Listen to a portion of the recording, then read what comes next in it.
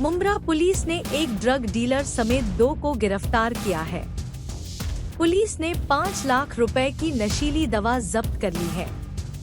Mumbra bypass road पर वर्तमान में बंद पड़े टोल बूथ के पास एमडी पुलिस को सूचना मिली थी कि कुछ लोग पाउडर बेचने आएंगे।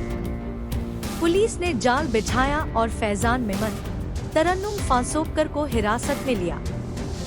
जब उन्होंने उनके शरीर की तलाशी ली तो उन्हें क्रमशः 102 और 200 ग्राम एमडी पाउडर मिला, जो वे अपने साथ बेचने के लिए ले जा रहे थे। पुलिस ने उसके पास मौजूद अन्य कीमती सामान जब्त कर दोनों को गिरफ्तार कर लिया।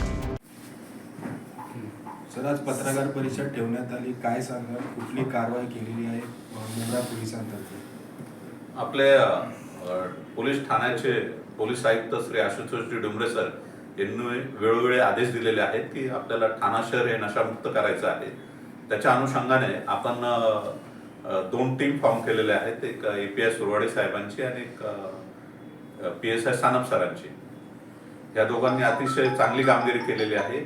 21 तारखेच्या 21 डिसेंबरच्या सकाळी 7:30 वाजता त्यांनी जे आपला बायपासचा जो टोल नाका आहे बंद पडलेला, तेथे फैजान अब्दुल गफार मेमन आणि तरन्नुम अफजल फंसोकर हे शिळे फाटा येथे राहणारे 2 जण,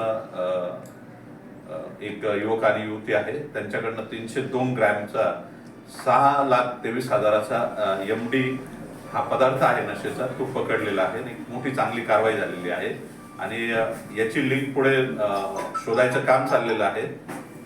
यांच्यावर अजून यापूर्वी काही गुन्हे आहेत की नाही ते पण चेक करायचं काम चाललेलं आहे आणि पुढे अजून कोण कोण आरोपी आहेत त्यांना सपोर्ट करणारे, तर त्यांना एक 6 दिवसाचा पीसीआर मिळालेला आहे। त्याच्यात आपण चांगल्या प्रकारे प्रगती करून अजून एक मोठी लिंक शोधू शकतो। सर, अगोदर यांच्यावर काही गुन्हे दाखल होते का?